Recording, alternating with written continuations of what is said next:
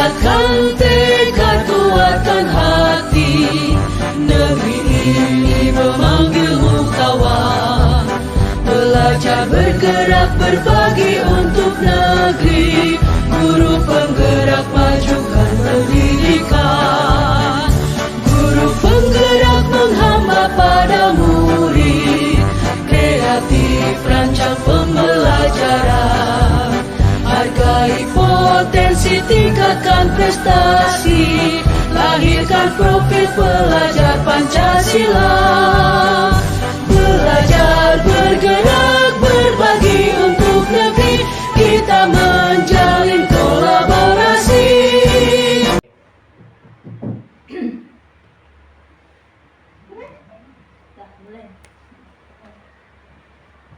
Bismillahirrahmanirrahim. Assalamualaikum warahmatullahi wabarakatuh. Waalaikumsalam warahmatullahi wabarakatuh.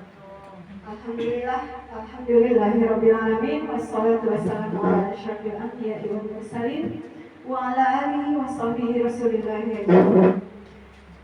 Pertama, puji dan syukur kehadirat Allah Subhanahu wa taala yang telah melimpahkan nikmat kesehatan sehingga kita semua dapat hadir mengikuti acara diseminasi budaya positif oleh Bu Rina Hapsari Sinaga pada siang ini. Tidak lupa pula kita kirimkan salawat beriringan salam kepada junjungan kita Nabi besar Muhammad Sallallahu Alaihi Wasallam dengan melafazkan Allahumma sholli ala Sayyidina Muhammad wa ala ali Sayyidina Muhammad. Baik, untuk tidak memperpanjang mukadimah, susunan acara yang pertama MC sedang berlangsung. Yang kedua, kata sambutan dari Kepala Sekolah SD Negeri 38 Mandau. Kepada Kepala Sekolah SD Negeri 38 Mandau, Ibu Jasmani, ruang dan waktu saya persilakan.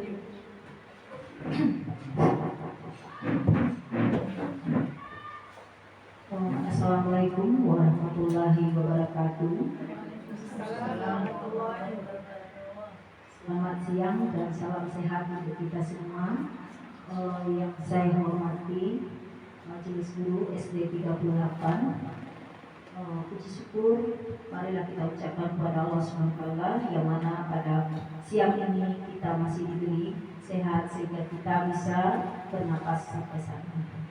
Dan tidak lupa juga salawat dari salam kita ucapkan kepada Nabi kita yaitu Nabi Muhammad SAW dengan mengucapkan Allahumma shalli alaihi wasallam.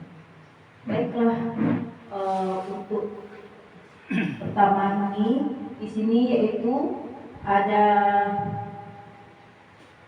guru CGP kita yaitu guru penggerak, jadi dia akan melaksanakan dimensiasi modul yaitu tentang budaya positif. Jadi di sini nanti saya sebagai pembuka makalannya ini nanti Rina akan menjabarkan tentang apa saja yang termasuk ke dalam budaya positif, baik itu tentang sekolah, ya Rina ya, terutama tentang sekolah. Nanti mari sama-sama kita dengarkan apa yang dijabarkan Rina. Di situ nanti ada solusi tanya jawab, ada kan?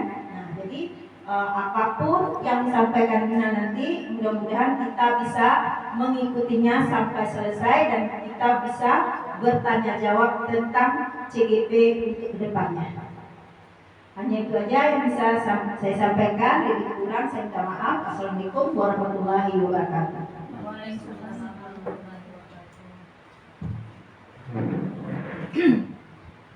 Terima kasih kepada Ibu Kepala Sekolah Ibu Jasmani SPDSD atas kata sambutannya. Kita lanjutkan susunan acara berikutnya. Pembacaan doa dibawakan oleh Pak Herman. Pada Pak Herman, waktu dan tempat kami persilahkan.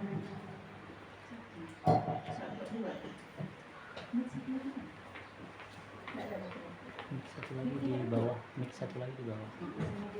Oh.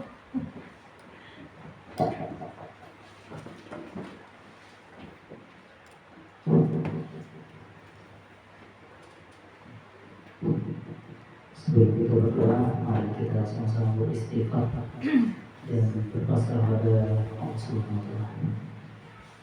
Astagfirullahaladzim, Astagfirullahaladzim, Astagfirullahaladzim, Alladzi la ilaha illa huwal hayyul qayyum wa atubu ilaih. A'udzu billahi minasyaitonir rajim. Bismillahirrahmanirrahim. Alhamdulillahi rabbil alamin, wassalatu wassalamu ala asyrafil anbiya'i wal mursalin wa ala alihi wa sahbihi rasulillahi ajma'in. Allahumma sholli ala sayyidina Muhammad wa ala ali sayyidina Muhammad. Ya Rabbana lakal hamdu kama yanbaghi li jalali wajhika wa sultanik. Rabbana zalamna anfusana wa in lam taghfir lana wa tarhamna lanakunanna minal khasirin. Rabbana wa la tuhammilna ma la taqata lana bihi wa'fu 'anna waghfir lana warhamna anta maulana fansurna 'alal qawmil kafirin. Allahumma ajirna minan nar, Allahumma ajirna minan nar, Allahumma ajirna minan nar. Amin ya Allah ya Rahman ya Rahim. Ya Allah ya Rahman ya Rahim. Pada siang hari ini kami melaksanakan acara diseminisasi ini ya Allah. Semoga apa yang dicita-citakan oleh Bu Rina Absari Sinaga mendapat hasil yang maksimal ya Allah. Rabbana atina fid dunya hasanah wa fil akhirati hasanah wa qina adzabannar. Subhana rabbika rabbil izzati amma yasifun wa salamun alal mursalin walhamdulillahi rabbil alamin. Assalamualaikum warahmatullahi wabarakatuh.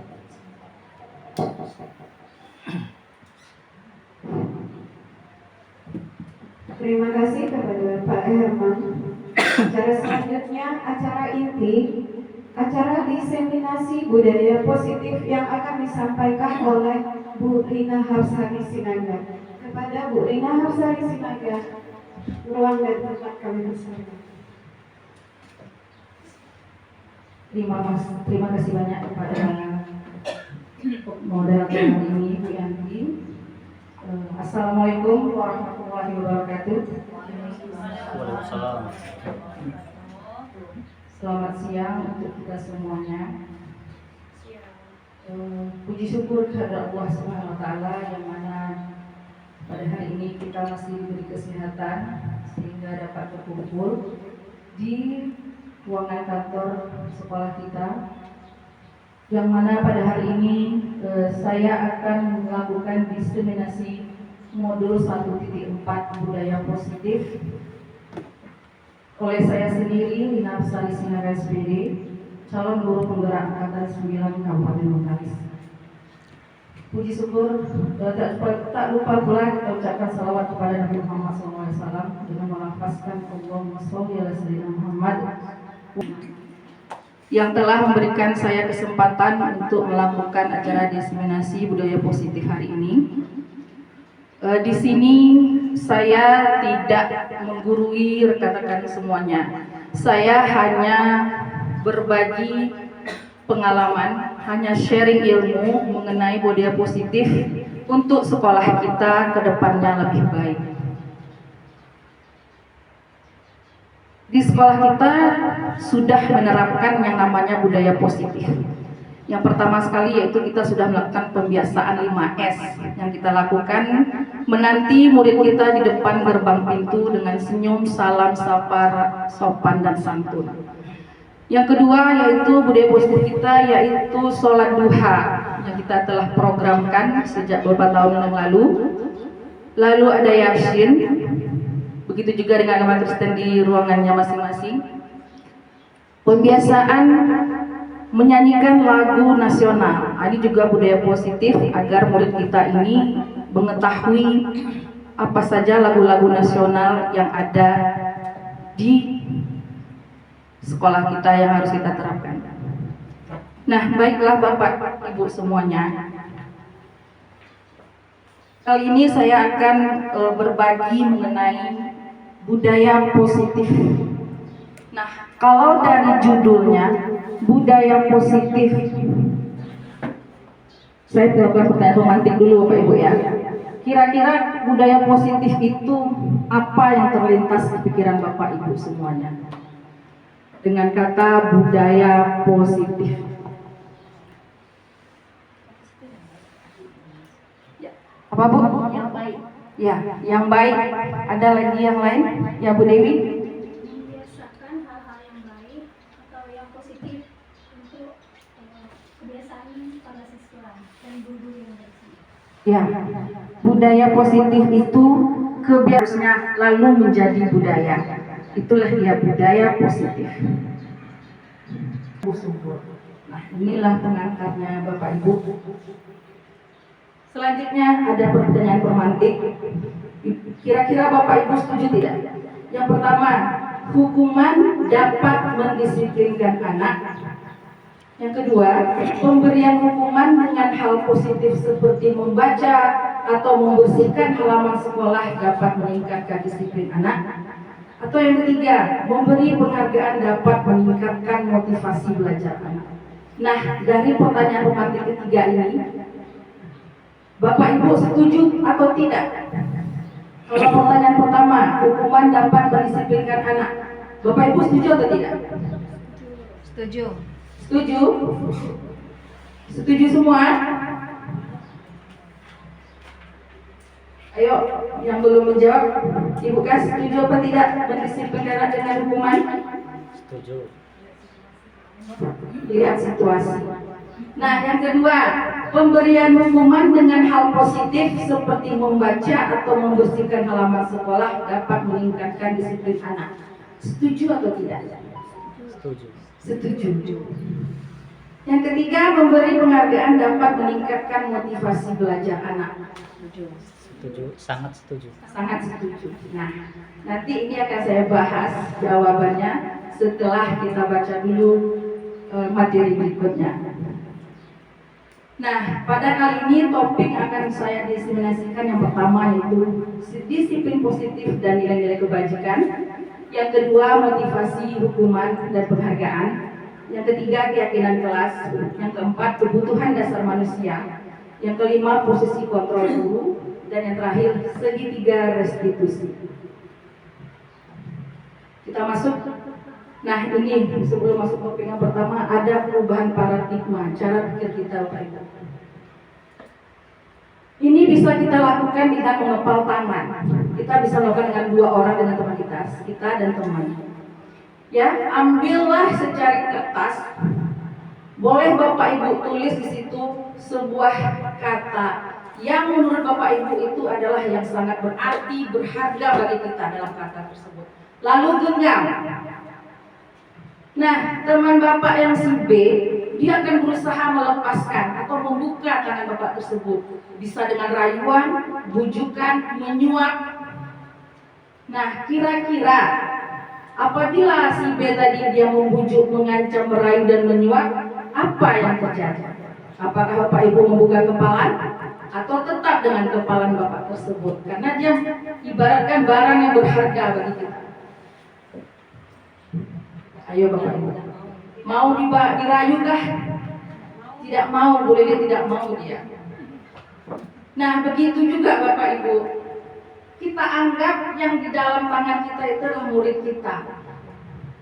Ya, bagaimana kita memperlakukannya?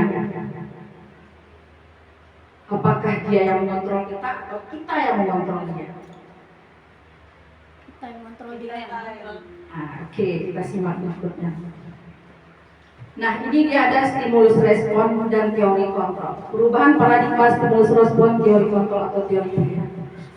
Yang pertama, kebutuhan kita sama kalau stimulus. Nah, kalau teori kontrol, kebutuhan kita itu berbeda. Semua orang melihat hal yang sama kalau stimulus. Tapi di teori kontrol, setiap orang memiliki gambaran yang berbeda. Kita mencoba mengubah orang agar berpandangan sama dengan kita. Dalam teori, kita tidak bisa mengubah pandangan orang lain tentang dunia. Perilaku buruk dilihat sebagai suatu kesalahan. Sementara di teori kontrol, semua perilaku memiliki tujuan. Orang lain bisa mengontrol saya, hanya Anda yang bisa mengontrol diri Anda. Saya bisa mengontrol orang lain, Tapi dalam teori kontrol, Anda tidak bisa mengontrol orang lain. Pemaksaan ada pada saat rujukan gagal. Kolaborasi dan konsensus menciptakan pilihan-pilihan baru. Nah, selanjutnya, disiplin positif. Ketika mendengar kata disiplin, apa yang terbayang di benak atau pikiran Bapak Ibu? Apa yang terlintas? Apa itu disiplin? Taat pada peraturan yang berlaku. Pak Herman mengatakan peraturan berlaku, benar. Ada lihat Bapak Ibu? Menegakkan aturan-aturan yang ada. Ya. Ya, Bu Dewi. Selanjutnya, disiplin positif. Nah, kata disiplin itu apa yang terbayang? Bu Yanti. Hidup style. Tertib, Apa yang sudah ditetapkan. tertib, menjalankan aturan yang sudah dijalankan. Ya. Nah, Bapak pendidikan kita Ki Hajar Dewantara mengatakan bahwa di mana ada kemerdekaan, disitulah harus ada disiplin yang kuat. Sungguh pun disiplin itu bersifat self-disiplin, yaitu kita sendiri yang mewajibkan kita dengan sekeras-kerasnya, tetapi itu sama saja. Sebab, jikalau kita tidak cakap melakukan self-disiplin, wajiblah penguasa lain mendisiplinkan diri kita. Dan peraturan demikian itulah harus ada di dalam suasana yang merdeka. Dengan kata lain, disiplin yang dimaksud oleh Bapak KHD adalah disiplin diri yang memiliki motivasi internal. Jika kita tidak memiliki motivasi internal, maka kita memerlukan pihak lain untuk mendisiplinkan kita. Nah, disiplin di sini itu maksudnya dari dalam diri kita.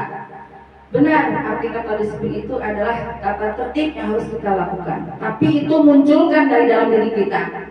Jangan dari paksaan orang lain. Mengapa? Apabila sudah tertanam di dalam diri kita yang namanya disiplin, akan menjadi kebiasaan. Kebiasaan itu menjadikan dia budaya. Nah, itu Bu ya. Nilai-nilai kebajikan universal. Nah, ini sifat-sifat positif manusia yang ingin dicapai setiap individu. Nah, kita ingin anak kita itu mencapai yang namanya yang dikenal dengan profil pelajar Pancasila seperti yang diharapkan dalam pembelajaran primer, yaitu beriman, bertakwa, beragama Islam dan berakhlak mulia, mandiri, beranalitis, berkebinekaan global, bergotong royong dan kreatif. Inilah tugas kita sebagai pendidik untuk menciptakan nilai kebajikan pada murid-murid kita, Bapak Ibu.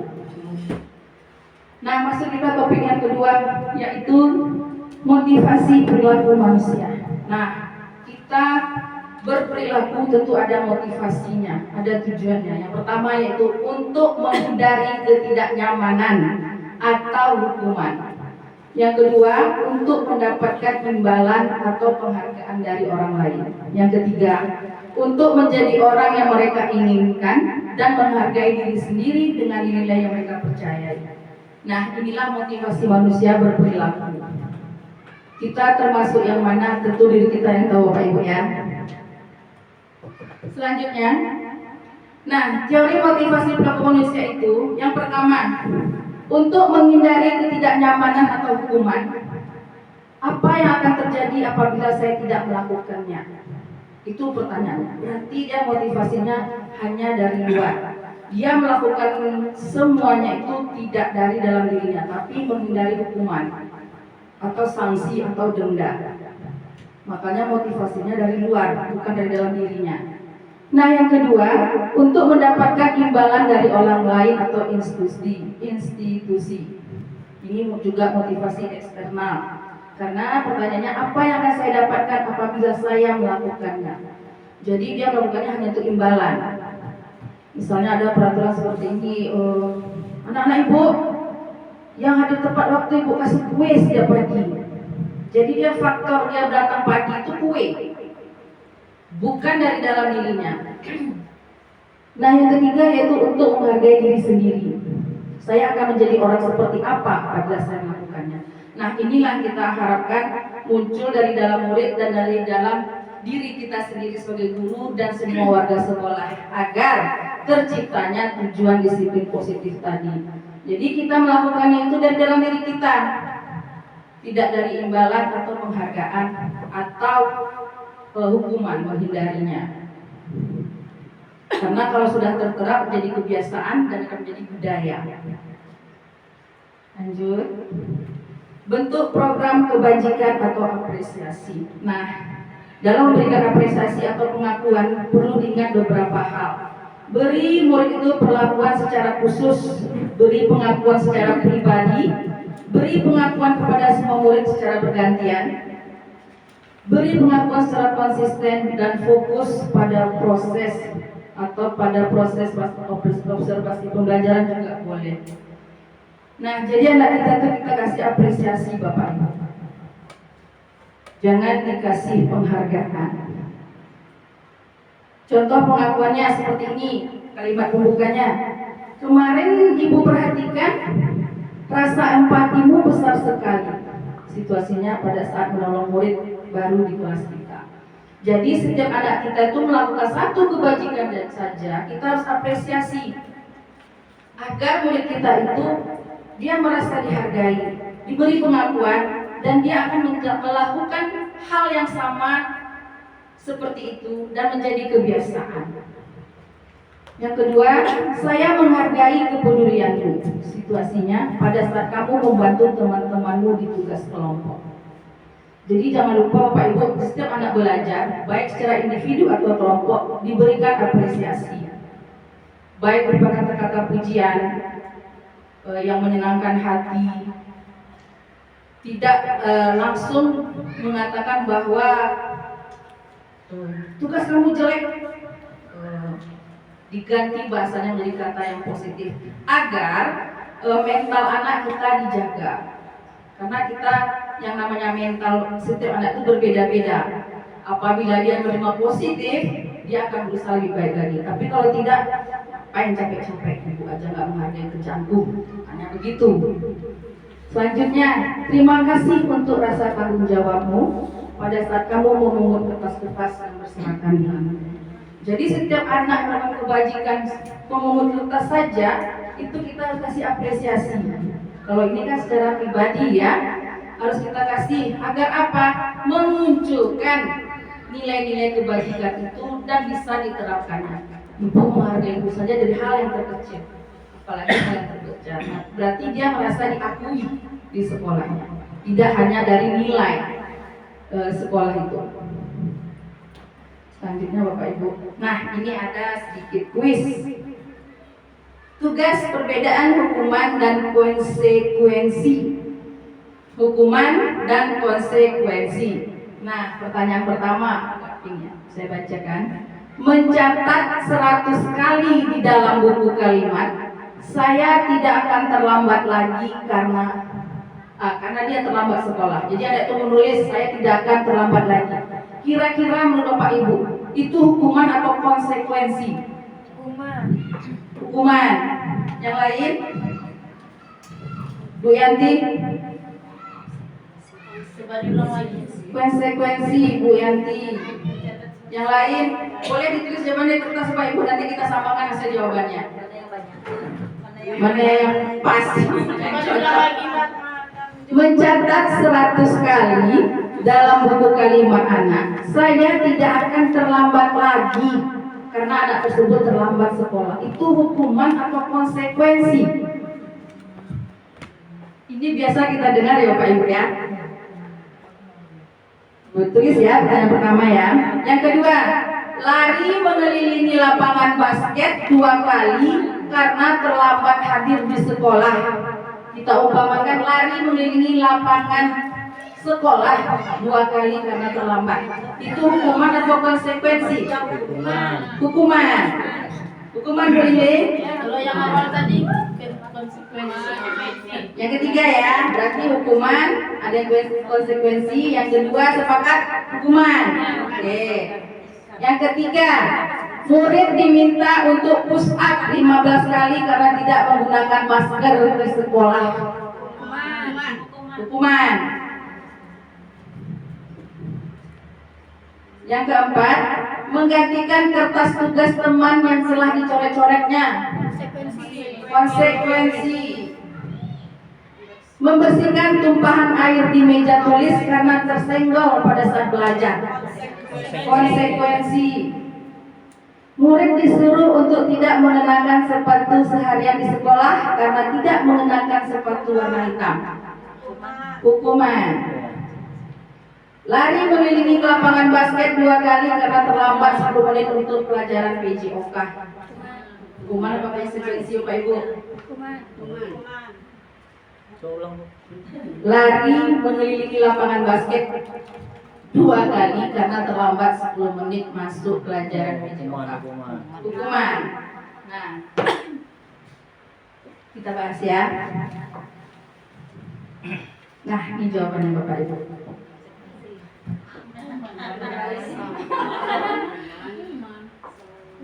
Mencatat 100 kali di dalam buku kalimat saya tidak akan terlambat lagi, itu termasuk hukuman Bapak Ibu. Terakhir Mas. Kenapa termasuk hukuman? Supaya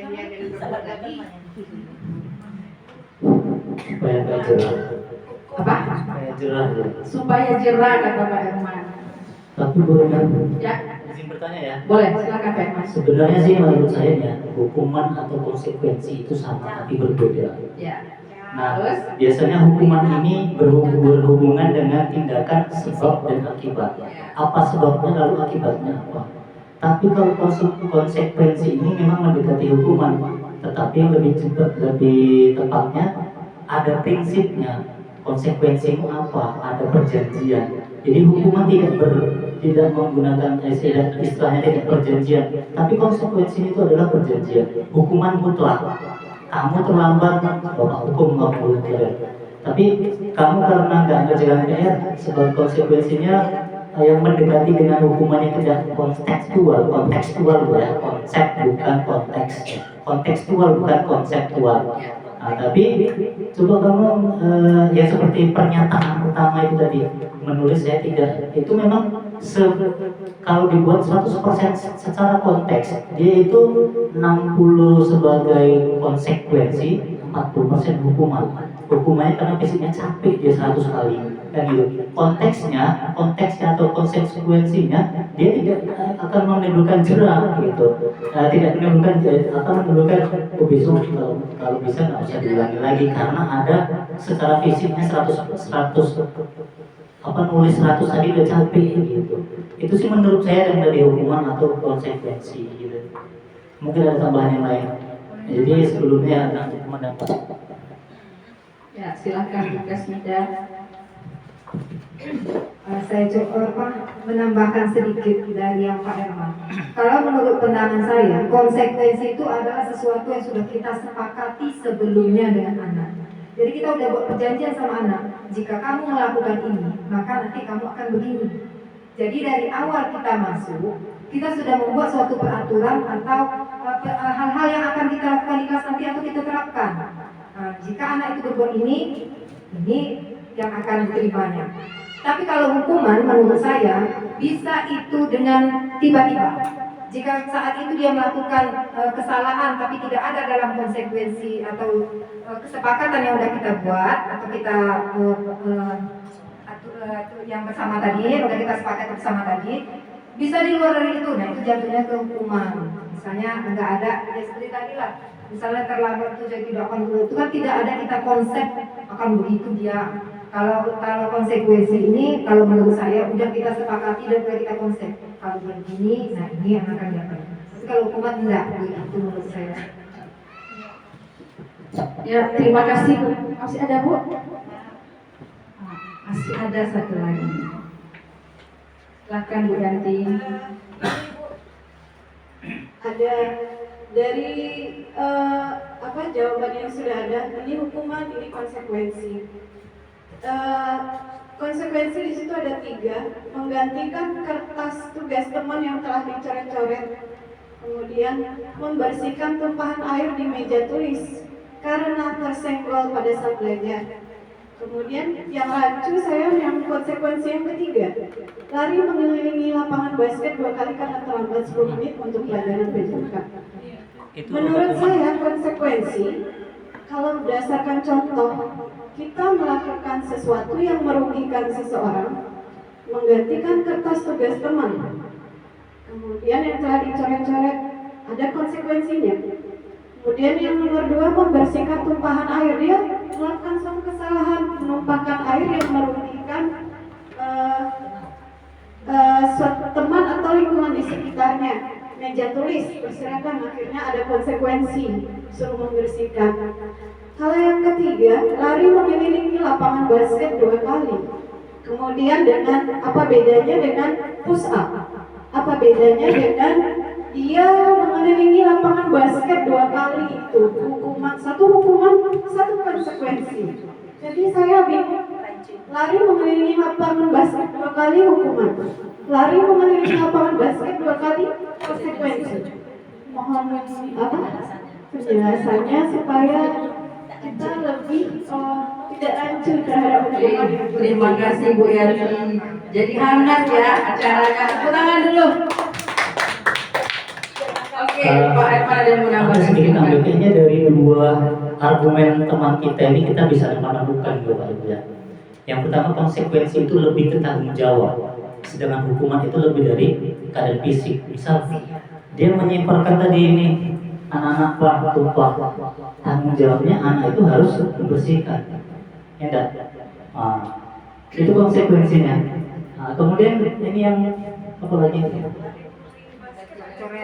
Coret-coret menaruh yang menggantikan kertas tugas teman yang telah bercoret-coret. Karena si sebabnya tadi anak mencoret, akibatnya harus mengganti. Itu memang konsekuensi, lebih ke tanggung jawab.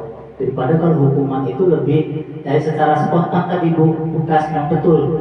Secara spontan kita apa yang tadi nggak ada konsekuensinya, lari kamu terlambat baris, lari kamu 10 kali. Karena keadaannya memang itu kan biasa dan tidak ada secara fisik kita melukai anak tersebut karena hubungannya dengan lari udah sehat. Matematika sana nggak ngajar lari itu agak bingung kita Bu ya. Jadi Bapak setuju lari mengelilingi adalah konsekuensi. Hukuman. Oke. Jadi intinya konsekuensi itu lebih mengarah ke tanggung jawab.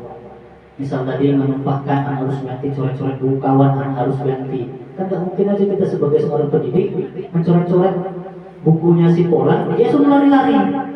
Kan nggak ada tanggung jawabnya Bu ya. Pasti harus suruh ganti, kan gitu. Memecahkan berarti mengganti, merusak berarti mengganti. Itulah konsekuensinya adalah berhubungan dengan tanggung jawab. Kalau hukuman memang berlaku dari secara spontanitas yang sesuai dengan arahan target dulu. Terima kasih. Boleh satu lagi. Satu lagi Pak Irman. Boleh sekali. Kemukakan saja pendapatnya Bapak Andi. Jangan dipegang-pegang. Jam 12:30 kita bebas. Kalau menurutnya konsekuensi dan hukuman itu memang ada ya apa namanya? Iya, besti lah kalau ibarat apanya yang buat itu. Misal contoh gini, salah satu contohnya seorang anak diberikan es krim oleh ayahnya. Nah, terus karena dia makan lari-lari, tumpah es krimnya. Nah, hukuman konsekuensi yang diberikan oleh ayahnya langsung itu kan seperti itu. Nah, itu langsung hukumannya. Dan selanjutnya dia memberikan hukuman selain konsekuensi tadi ya, hukumannya anak bapak tidak boleh lagi makan es krim selama seminggu atau 2 minggu, itu hukumannya. Konsekuensinya tadi disuruh melak langsung dan hukumannya tidak boleh makan es krim. Ya, kasih tepuk tangan untuk rekan kita semua. Terima kasih. Memang benar yang dibilang oleh rekan semuanya, Bukas, hukuman itu memang tiba-tiba terjadi. Tidak ada konsekuensi, tidak ada perjanjian sebelumnya, dan dia melibatkan satu arah. Kita nih sebagai guru, ini murid, terlambat kamu nak bersihkan WC, kan satu arah Pak. Hanya keinginan guru saja, mau bersihkan WC, mengutip sampah. Tidak ada perjanjian sebelumnya yang dibuat. Makanya dia jatuh ke hukuman seperti yang pertama, kedua, dan ketiga. Nah, konsekuensi itu yang sudah kita sepakati bersama dengan murid. Kalau kamu begini, ini konsekuensinya. Nah, hukuman itu sifatnya melibatkan satu arah. dampaknya jangka panjang Bapak Ibu. Dia memaksa. Anak setuju apa enggak?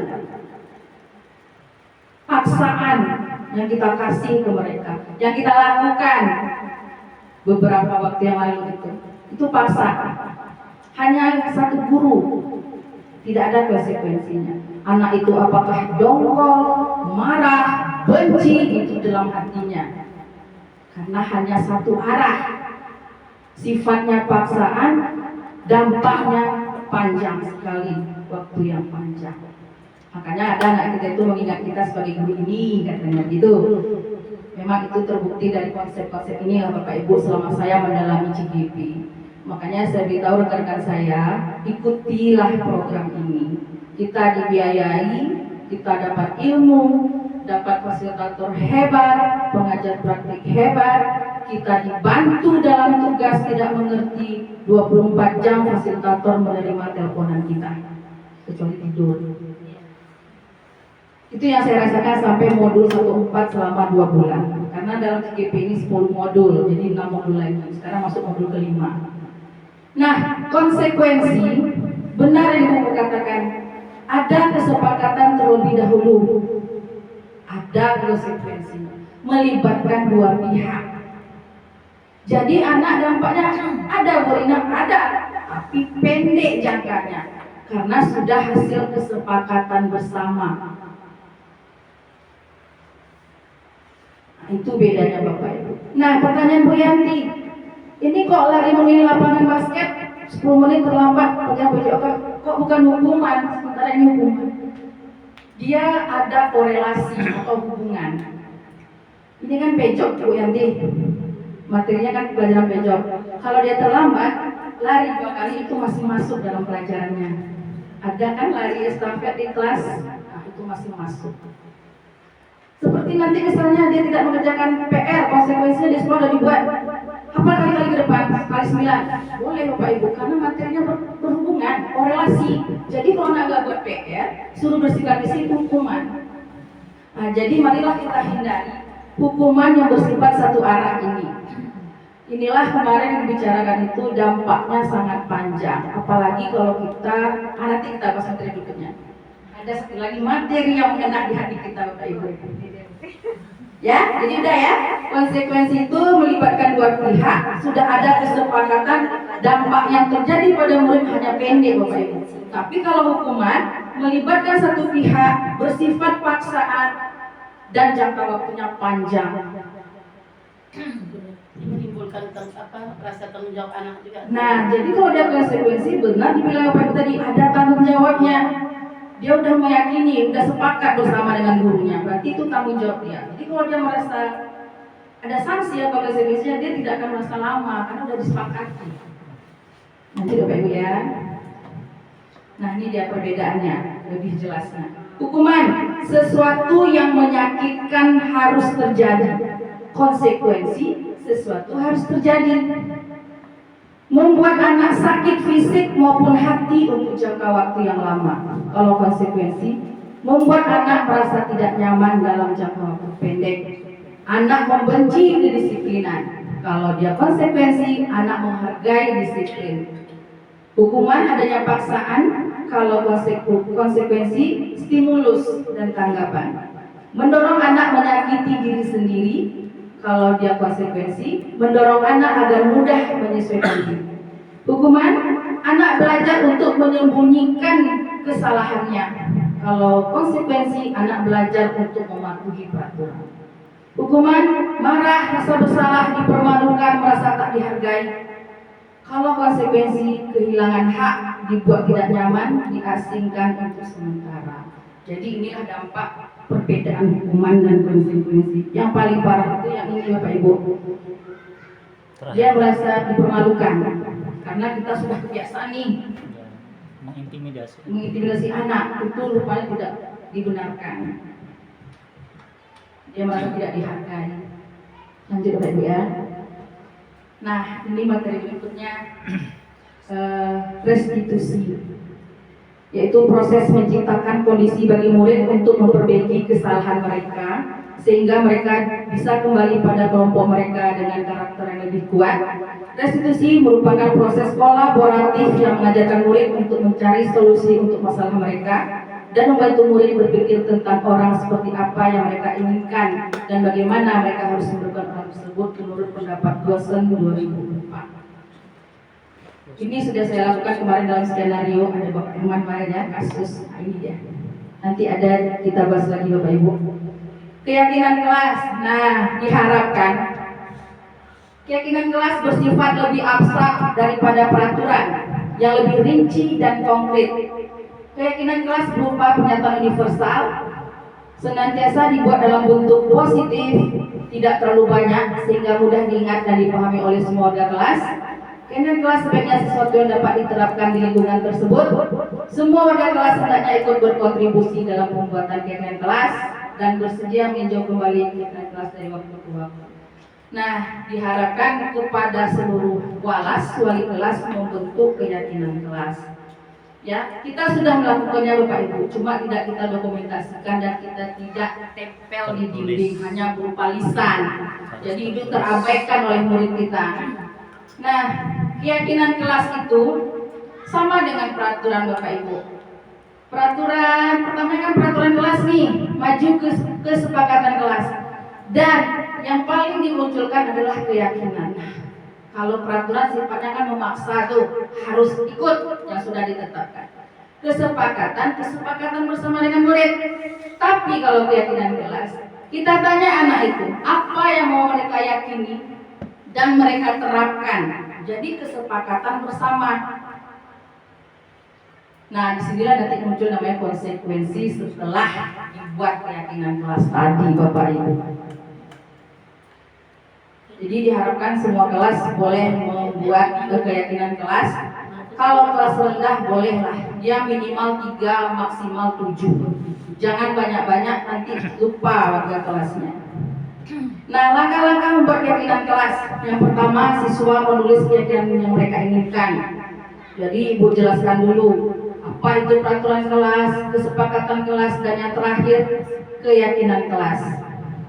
Lalu mengulas keyakinan yang telah ditulis anak, tempel Bapak Ibu ya, kalau bisa ditempel pakai sticky note hasilnya itu. Terus kita pilih dari yang 25 itu, kita pilih kalau sama tempel satu aja, bukan begitu. Lalu mengubah menjadi kalimat positif. Nah, ini yang perlu. Jangan munculkan kata melarang. Tidak boleh, itu tidak boleh. Tidak bisa dituliskan. Jangan, itu kan negatif. Misalnya tidak boleh membuang sampah sembarangan, itu tidak boleh seperti itu. Kita ganti kalimatnya. Menjaga kebersihan kelas. Atau buanglah pada tempatnya sampah. Itu terlalu panjang Pak Bu ya. Jadi dibuatkan yang pendek, singkat dan bisa dilihat kalau ditempel. Menjaga kebersihan kelas. Apalagi tidak boleh membuli teman. Kita ganti kata-katanya. Saling menyayangi. Nah, seperti itu.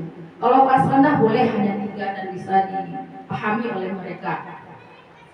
Terus mengecek dan menyepakati keyakinan kelas tersebut.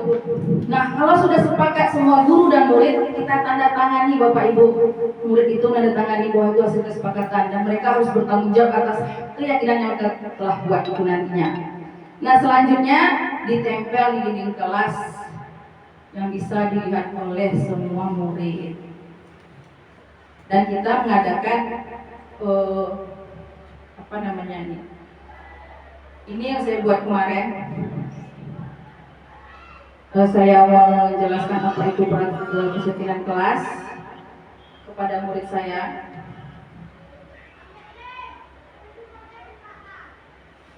Benar-benar saya tanya kemarin tuh Bapak Ibu, yang kamu yakini benar-benar, yang benar-benar akan kamu terapkan. Jangan hanya sekedar tinggal dalam karton cantik di dinding itu. Jadi muncullah 6 kesepakatan.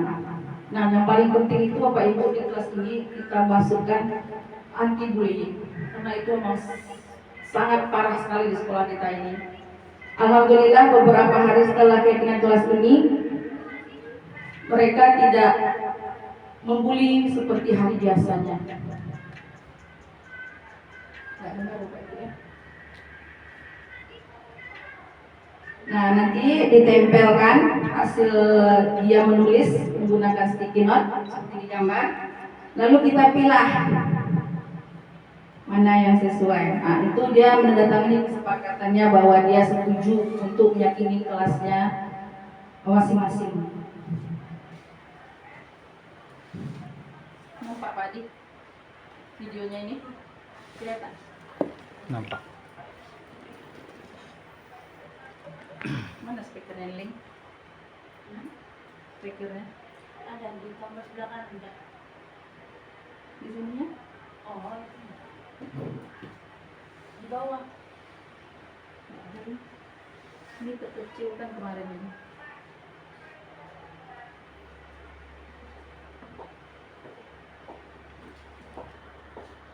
Diterapkan terutama wali kelas masing-masing.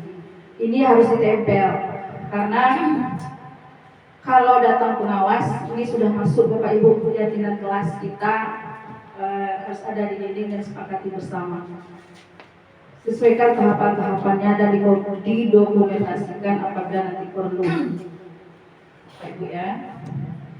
Selanjutnya, nah ini dia peraturan dan perbedaan dengan keyakinan kelas. Jadi kalau keyakinan kelas itu dia menumbuh disiplinkan tanggung jawab, menghormati orang lain, keselamatan, kesehatan, menghormati orang lain dan bersabar. Itulah yang kita harapkan ada di keyakinan kelas kita masing-masing. Ya Bapak Ibu ya.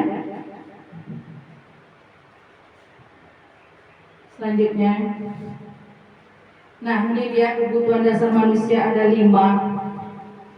Pertama, bertahan hidup. Kedua, kasih sayang dan rasa diterima. Ketiga, kebebasan. Keempat, penguasaan. Dan kelima, kesenangan. Nah, anak-anak kita itu kan kalau dia melakukan kesalahan, kita langsung mengasih hukuman tanpa kita tanya dulu kenapa dia seperti itu. Kadang Bapak Ibu, anak itu misalnya dia terlambat ke sekolah, kita tanya dengan nada keras. Kita tidak tahu di sebalik itu apa yang terjadi dia terlambat itu kan Bapak Ibu. Apakah dia di rumah diberi kasih sayang? Apakah dia ada kebebasan di rumah?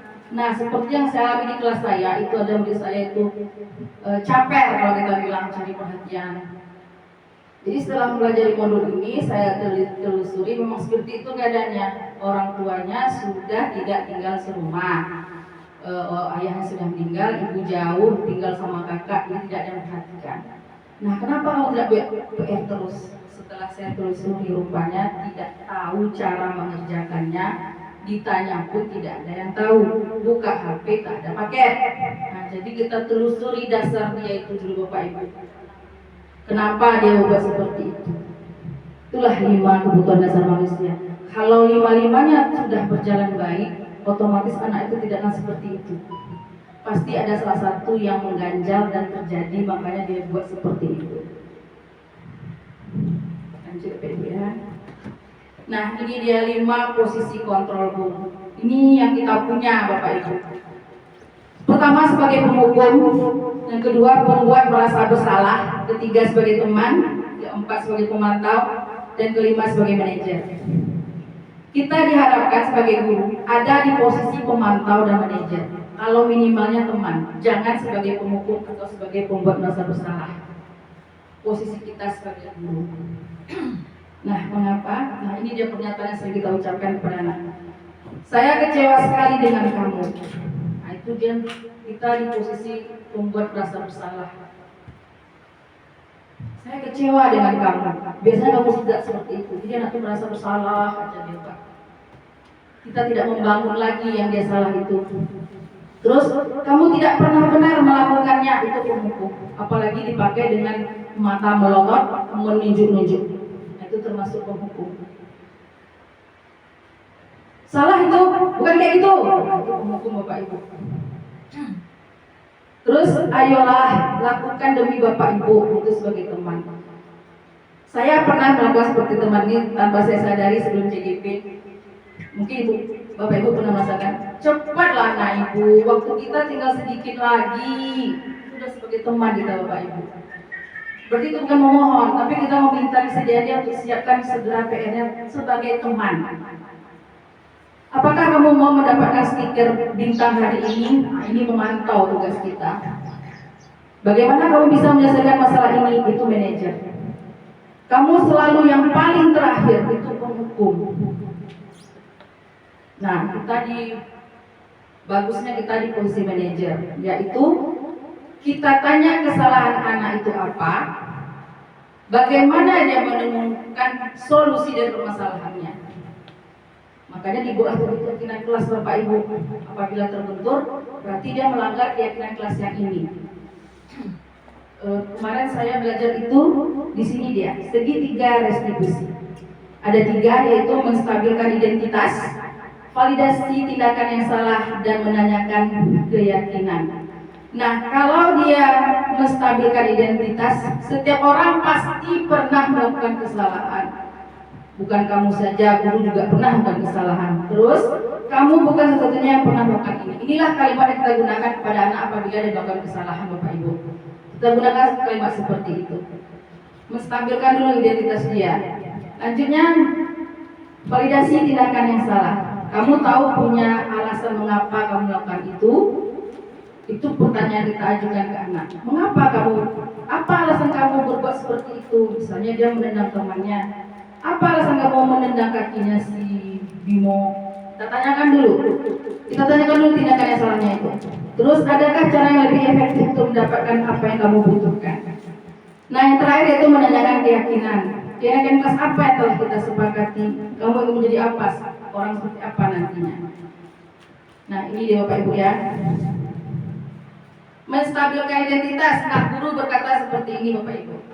Untuk membuat anak yang merasa gagal karena berbuat salah menjadi positif terhadap dirinya. Guru berkata, berbuat salah itu hal manusiawi, tidak ada manusia yang sempurna. Bapak Ibu juga buat salah, kita pasti bisa menyelesaikan permasalahan ini.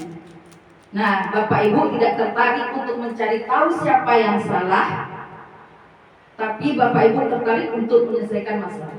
Nah, kalau kamu menyalahkan dirimu sendiri terus-menerus, apakah kamu bersikap baik pada diri sendiri? Nah, ini menstabilkan identitasnya. Dia lagi emosi-emosi itu, Bu, kita redakan dulu. Kita telusuri dulu. Selanjutnya, validasi kebutuhan. Nah, guru berkata, kamu bisa saja kan melakukan hal lebih buruk, tapi kamu tidak bisa melakukannya. Kamu pasti punya alasan mengapa melakukannya. Apa pentingnya bagi kamu? Kamu boleh berusaha menjaga sikap itu, tapi tidak tambahkan sikap yang lain. Apakah kamu bisa melakukan yang lebih lagi besok harinya? Nah, ini dia memfondasikan kebutuhan kesalahannya itu Bapak Ibu. Menanyakan keyakinan. Anak melihat kesalahannya dihubungkan dengan norma sosial dan nilai-nilai mendasari manusia berinteraksi. Nah, kita berkata, apa nilai yang kita percayai di kelas kita? Itu mengenai keyakinan kelas yang kita sepakati tadi Bapak Ibu. Nilai-nilai kebajikan apa yang telah kita sepakati? Kamu ingin jadi anak seperti apa? Apa yang kamu rasakan ketika kamu melakukan itu? Kamu mau jadi orang seperti apa? Nah, jadi ini yang kita tanyakan di akhir pertanyaan kita. Dia yang akan menemukan solusi mengapa dia berbuat salah. Nah, kemarin juga saya sudah buat videonya. Nah, ini. Oh, nggak dengar ya, Ling? Tempat biasa nggak speaker? Di sebelah kanan. Oke, speaker dia. Ada videonya. Speakernya dia. Kecil suara ini. Nah, ini kemarin sudah ada beberapa guru yang melihat saya melakukan segitiga restitusi. Ini skenario Bapak Ibu ya. Karena tugasnya skenario. Jadi anak yang waktu saya ANBK, ceritanya nih, waktu saya jadi proker ANBK, saya sudah kasih tugas oleh Bu Dewi, tapi ternyata dia tidak membuat tugas tersebut karena merasa tidak akan dikumpul, karena Bu Rinanya sibuk. Nah, terus saya tanyakan, mengapa kamu dipanggil kemari? Dia langsung tahu jawabannya. Mungkin karena saya tidak mengumpul tugas, Bu. Kita tanyakan dulu identitasnya. Dia menemukan sendiri, kita hanya membantu.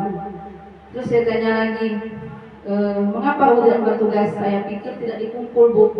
Dan di rumah pun saya tidak mengerjakannya karena lupa. Hanya begitu. Nah, apa tindakan yang akan kamu lakukan? Apa keyakinan yang telah kamu langgar? Saya melanggar tanggung jawab, Bu. sesuai dengan keyakinan kelasnya, bertanggung jawab atas tugasnya. Nah, bagaimana solusinya? Saya minta maaf ya Bu Rina, tidak mengerjakan tugas tersebut. Saya akan menyelesaikan tugas tersebut dan akan mengumpulkannya besok. Nanti dia menemukan sendiri apa solusi permasalahannya. Nah, kedepannya kita berharap seperti manajer Bapak Ibu ya, mengambil jalan atau solusi permasalahan bagi kita sebagai manajer. Kita hanya membimbing dia menemukan kesalahannya dan menemukan solusi atas kesalahan mereka tersebut. Nah, itulah materi diseminasi yang saya paparkan hari ini. Lebih dan kurang saya mohon maaf, dan saya harapkan kebiasaan kita yang sudah ada tetap kita pertahankan, kita terapkan menjadi budaya positif di sekolah kita. Sekali lagi terima kasih kepada semua rekan guru. Saya tutup. Wabillahi taufiq wal hidayah. Assalamualaikum warahmatullahi wabarakatuh. Waalaikumsalam warahmatullahi wabarakatuh. Angkat Rina.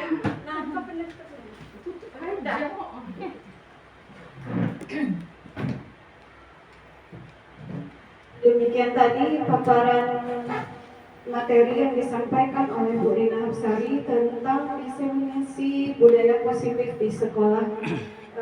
Alhamdulillah kita semua rekan sejawat Bu Rina Hapsari mendapatkan pencerahan, terutama bagaimana memposisikan diri dengan bijak terhadap hukuman, penghargaan atau motivasi yang terbaik yang muncul dari diri siswa sendiri.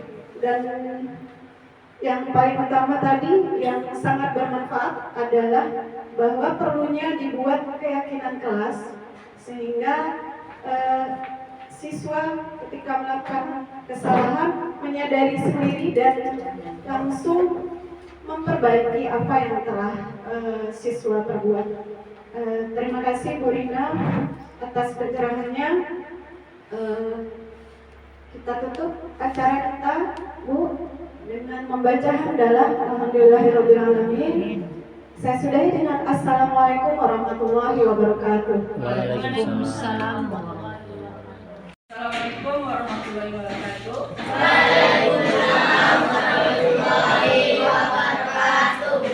Nah, anak-anak ibu semuanya, pada kesempatan kali ini ibu ingin kamu membuat yang namanya nanti keyakinan kelas. Nah, dengan keyakinan kelas kan? Nah, di kelas 5 dulu buat kan? Buat. Nah, karena kita udah naik kelas, tentu keyakinan kita berbeda mungkin. Nah, keyakinan kelas itu apa? Nilai-nilai kebajikan yang berdasarkan keyakinan kita bersama, kita jalankan bersama, dan konsekuensinya kita terima juga bersama. Nah, kita kan ingat tuh peraturan kelas. Apa itu peraturan kelas? Peraturan yang dipatuhi siswa. Ya, peraturan yang dipatuhi siswa. Nah, peraturan itu ada sanksinya. Nah, kalau di kelas kita buat namanya kesepakatan kelas, dan ujungnya nanti menjadi keyakinan kelas kita yang kita yakini, yang mau kita buat hari ini. Apa itu Bu contohnya? Nah, yang pertama Ibu anggap contohnya seperti ini: masuk tepat waktu, pulang tepat waktu. Nah, itu namanya apa?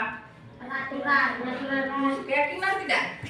Keyakinan kita loh di kelas ini. Ibu menetapkan masuk jam ini, datang jam segitu. Itu namanya disiplin. Nilai kebajikannya jatuh ke disiplin. Misalnya saling menghargai, itu termasuk juga keyakinan kelas. Nah, apalagi contoh selain itu? Coba. Piket boleh. Nah, dibuat kalimatnya yang bagus dan positif. Contohnya, kalau kita piket berarti kita menjaga kebersihan. Kita boleh dibuat nanti menjaga kebersihan kelas dan lingkungan sekolah. Nanti akan Ibu kasih ini kertas. Masing-masing kamu harus menuliskan di sini 1 buah saja keyakinan kamu. Ya. Misalnya kamu membuat dilarang membuang sampah sembarangan.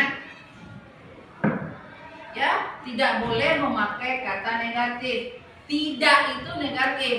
Jadikan kata yang positif. Berarti kalau dia dilarang membuang sampah sembarangan, kalimat positifnya itu mana? Menjaga kebersihan. Tidak menggunakan kata tidak atau dilarang atau jangan. Itu kan negatif ya. Nah, pakai kata-kata yang positif. Seperti tadi aku bilang, saling menghargai teman, berkata sopan dan santun contohnya. Nah, apabila itu udah kamu tulis di sini, nanti kita sepakati berapa buah yang kita ambil keyakinan kelas kita, mau sampai banyak, 6 saja cukup. Ya. Nah, ingat, keyakinan kelas yang kamu tulis itu benar-benar dari diri kamu sendiri. Mengapa? Karena nanti kamu yang akan menjalaninya. Ya kan? Dari semuanya nanti kita pilih menjadi 6, itu kamu yang akan menjalaninya. Kamu yakini, kamu lakukan, bukan hanya sekedar tinggal di kertas. Ya? Seperti contoh tadi, disiplin waktu. Kerjakan. Termasuk datangnya, termasuk mengumpulkan tugasnya. Kalau disiplin itu semua ya, pakaian seragamnya, namanya disiplin. Kesemuanya masuk. Nah, jadi itu contoh beberapa yang dikasih tentang keyakinan kelas. Yang kamu yakini, kamu tuliskan nanti di kertas sticky mark ini. Ya, kalau udah selesai, tempel di papannya rapi. Paham?